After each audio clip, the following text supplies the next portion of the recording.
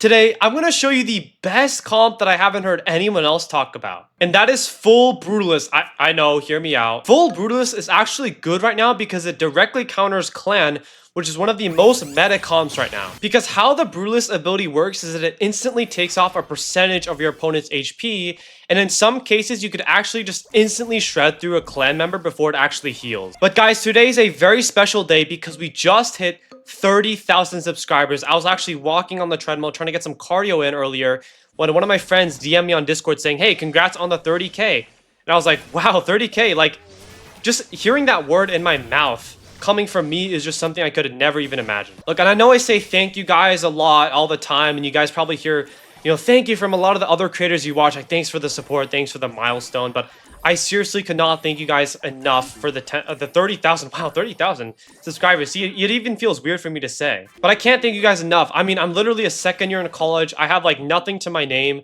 So just being able to say that I have 30,000 and knowing that there's 30,000 people in the world that actually watch my videos and that like my content enough to subscribe just means the world to me. So if you're new to the channel, I have this tradition where every 10,000 subscriber milestone, I do more of a yap style video just talking about just my personal life, I guess.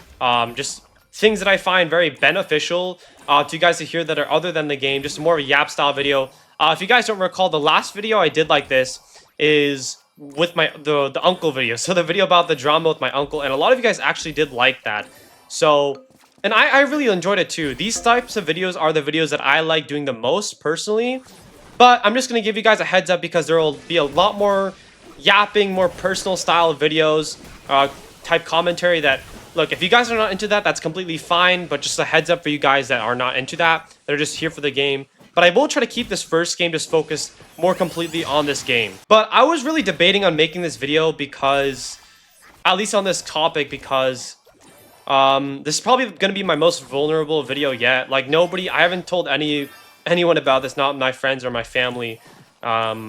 So this is going to be super vulnerable. That's just why I've been debating about making this video, but there's going to be a lot of things. The reason I'm making this video is because I do think a lot of the things that I'm going to talk about are just super relevant to a lot of my viewers, because I checked my statistics and the majority of my viewers, we get a 3-star. Dude, this, by the way, guys, the big reason this comp is good is because number one, it's actually good, but number two, 3 of the cards only are contested. The P.E.K.K.A, the Barb, and the Valkyrie. The other 3 are just not contested at all, basically.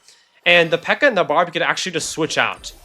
Those are the 2 supplementary cards. Those are not even Brutalist cards. So this comp is largely uncontested, and it's very good. But I do think a lot of the topics I'm going to talk about in this video relating to myself and just in general are just super useful, because the majority of my audience, again, is, I checked, they're male and they're young adults. So they're between the ages of 18 and 24. So what do they have in common? Well, you're going to see later on, but I'm going to try to talk about that a bit later, because I do want to focus on the game right here just to run you guys through this comp really quickly. But yeah, you can see the amount of damage. Like, we're instantly deleting cards because you instantly do a 40% amount of damage. The mini package just deleted that guy. But it is currently final season, which is why I haven't been able to stream much lately. And I don't know if my parents are watching this video. My parents actually did find my YouTube channel, but I didn't tell them that for a good reason. So parents, if you're watching this, please click off. If you want to stay, that's on you. You're going to hear the things that are going to come. But the reason I didn't tell my parents about my channel is because a lot of the things like this video that I mentioned are really vulnerable. And some things, of course, you just don't really want to tell your parents. So that's that's sort of an illustration of what I'm going to say in the future. But this is going to be my most vulnerable video by far. But okay, basically, it's almost final season. My finals are going to end in 2 weeks. And the grades right now are not looking good. In math, the highest grade I'm going to get is a C, which is obviously pretty chopped. And for this other CS class, I'm probably going to get a B. And that might not seem bad to you guys, but if you guys know me, in high school, I was basically your superstar student. I got straight A's. But before the semester, I have not gotten a single B in my entire life. That just sort of shows it. And the question you might be asking yourself now is why? Like, how do you go from a superstar student getting straight A's to getting a C and a B? And I guess to take this all back, we have to go back to where I was in high school. In high school, again, I was a superstar student. I got straight A's. I had really good extracurriculars. My SAT was a 1570. I was literally just your superstar student. I guess you could say I had it all. I had high expectations from everyone else around me. And if you guys don't know, a lot of Asians, their whole life builds up to high school. Because Asians basically, I've talked about this a lot before, but this has been really prevalent in my life. But the Asian mindset is, okay, you need to get good grades in high school so that you can go to a good college and get a good job. And basically for Asians, prestige of the college you go to is literally tied to your self-worth. I mean, that's pretty extreme, but like quite frankly, that's what it is. Like you're basically valued at what college you go to. That's, I know it sounds pretty messed up, but that literally is how it is in in Asian culture. So literally if you go to like a regular school, like a normal college, that's literally just like, it's just fine. Let's say just a normal college that's not like an Ivy League or something crazy, like you'll literally be looked down upon. And if you get into like a really good college, then you'll be looked highly upon. It's pretty messed up, but that's literally how it is. And so everyone expected me to get into a good school because, of course, I had straight A's, good extracurriculars. Like I was president of 2 clubs. I had pretty good extracurriculars, like internships and whatnot in high school. So I was really set up well, and everyone had really high expectations. And when college app season came around, same thing, good essays. But after I got the results, of course, it was rejection after rejection after waitlist after waitlist. And I only got into 2, like, you could say decent schools from Asian standards, which were Georgia Tech and NYU. So, you know, that's, like, a lot of hope was lost. And I decided to go to Georgia Tech today, which is where I'm at. I'm not, like, no shade to Georgia Tech, it's a good school. Like, in every other standards, it's a good school. Even in Asian standard, it's like, it's a decent school, but it's nothing crazy. Because Asians basically consider, like, Ivy Leagues and up good. So, in those standards, it was, okay, 3-star God Machine, that's gonna be really good. But in those standards, it's not that good. So, basically, what I was just going through was, what I was thinking about in high school is, like, why me, right? Like, why did I have to be the one to get this result, right? Like, I worked so hard, I had such good achievements, and why did it have to be me, right? That you know, didn't get the result I wanted. I'm not trying to diss Georgia Tech, but it's not the school I wanted to go to. And a lot of my friends around me, so many other people were getting to, like, you know, these Ivy League schools, right? Like, you know, these top colleges around me, but me. It seemed like but me and my friend group. Like, I was like one of the only ones that didn't get it.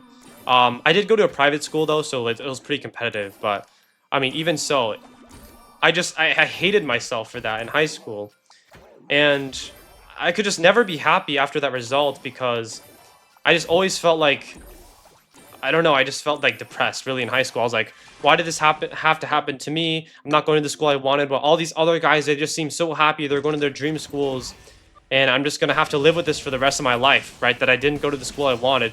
And while that may seem like a bit of an overstatement, like, I cannot stress enough how much school means, like, in Asian culture. Like, a lot of Asians actually transfer, even after getting to, like, decent schools. They actually transfer because that's how much it means to them. And so that's how I felt for the rest of the senior year. I was like, man, I just hated myself. I hated my life for that because I just did not get into a school that I wanted. Okay, my game literally just froze. That's why it's such a huge time skip. But we are somehow in 2nd place, and I'm getting 3 stars somehow. What? Okay, our comp was so good that we were able to survive a round, basically AFK or 2. I don't even know how many rounds. My game just froze. It's been doing that a lot lately. But we are back. We have a good comp. But basically, I just hated myself for it. And after high school ended, I just had that void in my heart where I could just never feel satisfied because I just wasn't going to the school that I wanted to go to. I had all these high expectations and I wasn't. And so when starting on the freshman year of my college, I was like, in the summer before that, I was like, okay, you know what? Look, yeah, I'm not at the school that I want to go to, but I was like, you know what? Let me at least make some really good friends here so that I can actually just enjoy my college. Like, let's just at least enjoy my college, even though I'm not maybe at the college of my dreams. That was just on my mind. I know it's such an unhealthy mindset to have, but it's hard to not think that when you just come from, like, more than a decade of just having that sort of mindset where you have to go to a good college. That's your one goal in life. And so going to my freshman year, I was going to all the freshman events, right? The welcoming events, just like meeting other people, networking, and I was meeting so many people, and I had eventually in the first month I had a solid group of like 5 guys I was hanging out with.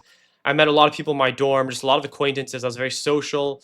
Um, when I'm an introvert, so that's how bad I wanted it, right? Because I'm an introvert by nature. I can't change that. I really don't like meeting new people. It's hard for me, but that's how bad I wanted it. Because that's just I felt like that was the only way to fill this void in my heart, right? Just to at least have a good time, meet other people that maybe feel the same way, or maybe not the same way, but just have a good time with other friends. And so I was hanging out with a lot of people, and I don't know, I didn't feel like fulfilled, I guess, because in high school I had a lot of close friends that I really liked, like that I could just hang out with and feel comfortable with all the time. I wouldn't even have to try to feel comfortable around. But in college, these new people I met, I just didn't feel truly compatible. Like I just felt like I was drained when I hung out with them, and like every time I hung out with them, I had to like mentally prepare myself. Like I couldn't feel like I just had to like rest around them. It felt like I had to say like the most funny things, just like I guess just satisfy them in a way. But every time I hung out with them, I felt lonely. And the reason I'm talking about this is because last month, one of my closest friends from high school was like, he said, he DM'd me on Instagram. He's like, hey, have you ever dealt with being lonely before? And I said, yeah. And this is exactly what I mean, because I think a lot of young guys, which is why I'm making this video, probably feel lonely. Because I mean, both of us in high school, we had a lot of friends. I mean, he has a lot of friends, but it's easy to have a lot of friends on paper, but to feel lonely, because that's exactly how I felt.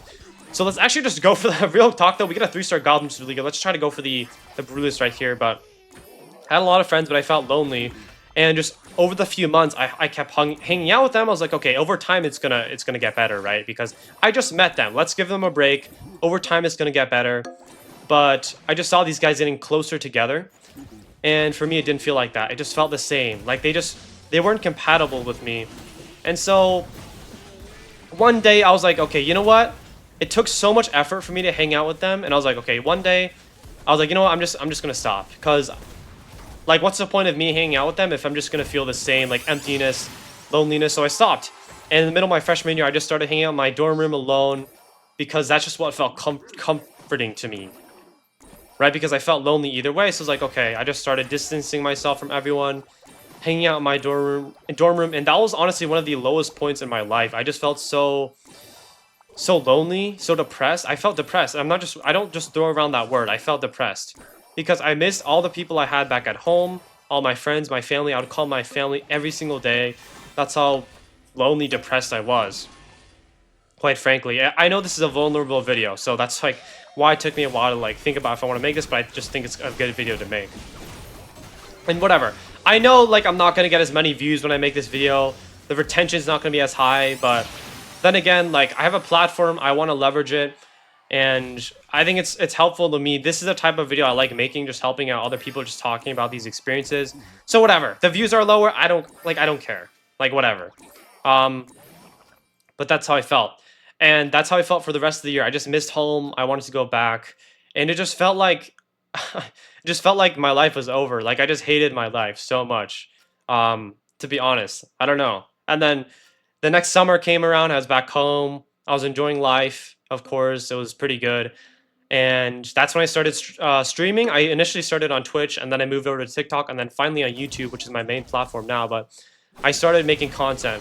And then it was just very beginner at first. I would stream occasionally, maybe upload a TikTok every once in a while. But coming into my second year of college, which is where I'm at, I was like, okay, you know what? I'm just going to lock in. Right? I'm actually going to try to make friends. I'm going to go out and meet people. I'm just going to try my hardest this semester just to make friends. And because that's what I wanted for so long. I was like, you know what? I'm just going to lock in and do this. But then, that's when my content started to pick up. And that's when I started to upload daily. And of course, right now I upload daily, as you guys know. In addition to that, I upload shorts and I do streaming. So uploading daily, recording the actual process, it takes an hour. And editing takes 2 hours. By the way, for this video, I've literally spent the last 2 hours on it because I wanted to get it exactly right. Because that's just how much passion I have. I don't just want to throw out like a crap video and just be like, yeah, whatever, we'll just throw out the video. Like, I actually love what I do. So I spent the last 2 to 3 hours literally just trying to get this perfect. I don't know if this is going to be the final one, but I've just been trying to make it perfect because that's my priority. So I've been taking probably like an hour to record, 2 hours to edit. Recording shorts probably takes an extra hour, and every once in a while I do streams which take like 3 to 5 hours. So it takes so much of my time. And it's not just something I have to do. It's something that I want to do. Like this has literally been my dream as a kid. Whenever people have asked, "Oh, what's your dream in life?" My dream is literally just to be a content creator. Even in my last Korean class, the final project, by the way, was "What is your dream?" and explain your dream in Korean through a presentation. And I literally wrote this channel down because this channel is the most important thing to me. And look, will merch this be here forever? No. Will it get deleted eventually? Yeah. I mean, sooner than later, it will get deleted, in my opinion. But just being able to live this life that I've always wanted to live, being able to experience it is something I could have never asked for. And basically, going back to going a full circle, why do I have this C and this B in grades in this semester?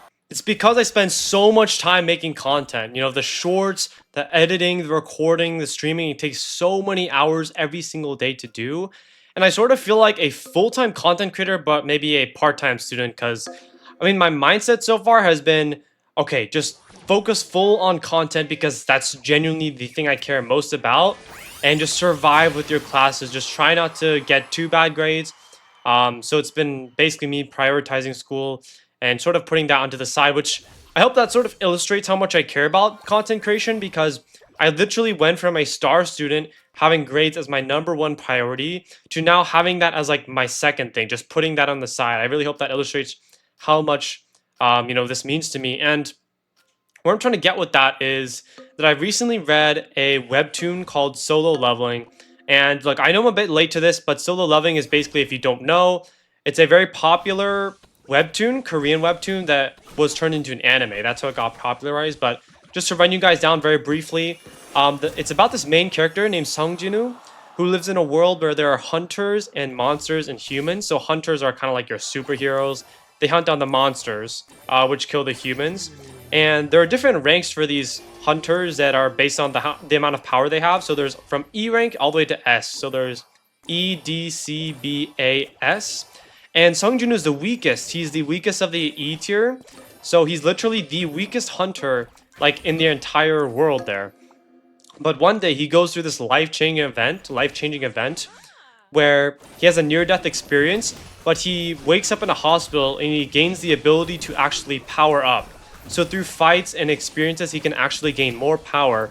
And this is unique in this world because the other hunters can't do this. Once they're assigned initially their amount of power, so like their rank between C rank, let's say C rank, D rank, whatever, they physically cannot gain any more power. So he gets this unique ability that gradually allows him to become the strongest, not only hunter, but the strongest being in the entire world. And at the very end of the webtoon, he's faced with this final battle with this divine species, the strongest opponents he's ever been to guard humanity, basically to protect humanity. And he eventually wins. I know it's a bit of a spoiler, but he goes through this very tough battle, the toughest opponents he's ever faced. So obviously, there were a lot of losses. And at the end of the battle, he won. So he was known as this hero that just saved humanity. And, he had so many different people that he's built experiences with, relationships with, so many other hunters that he just spent years with, right? That he has this beautiful memory with. And he even basically saved his mom from this coma. And he's, grown up with his sister. He's had a lot of beautiful memories with these people. And at the end, instead of, I guess, basking in his glory and becoming, this hero and spending the rest of his life with all these other people, that he really truly cares about, he decides to rewind time because he said that so many people has died, there were too many losses that he wants to rewind time to basically reverse those losses. And you know what I like to do after I watch like really good series or, read webtoons or whatever is I like to look up online what people thought about the ending. And when I looked it up, a lot of people liked the ending. But for me, I actually didn't like the ending. I thought it was really sad because, he spent years, decades even, making these beautiful memories with all these people he really cared about. And in the end, he just reset. He erased all of their memories. And the truly sad part I thought about this is that in this new world he created where the time was reset, every time he would walk past these people, decades of beautiful memories that he cherished would flood through him, but these people would not remember a single thing about them. Every time we would pass these people, there were all these memories that would flood through, but they didn't know about it. So I just thought that was a really painful reality to have. And I don't know if solo leveling influenced this, but basically last night I had this dream of me at this other university. I don't know which one it was. It was a dream, so it was hard to tell. It was another university, and I was walking with some friends from high school. Of course, the people I was close to. We were walking to the dining hall, to the gym, just walking throughout campus. I had a smile on my face. I was so happy, just living the normal life, normal college life, of course. Getting good grades. And I woke up, and then I was like, "Oh, that was just a dream." But the part of me that was confusing was I wasn't even thankful. Was I thankful that it was a dream and not reality? I didn't know. Because the question I asked myself is, what if it wasn't just a dream? What if it was reality that I was at this other school with these friends that I was really close to, that I spent years with, just living a normal college student life, going to the gym, dining hall, good grades, things like that. And I asked myself, would I be happy, right, living that life instead? And you know what? I've had ever since high school, of course, all the rejections, the depression I felt, the void in my heart that I felt since high school, going to college, that year where, I felt so depressed, just missing home, having, not a lot of friends, being lonely. All the pain I went through all led up to this moment here, this life that I live, and I love waking up to every single day. At the end of solo leveling, Sung Jin-woo asked himself, after all of those years of living in this alternate world, thinking about what could have been in the other world, would he have still made the same decision? And he said yes.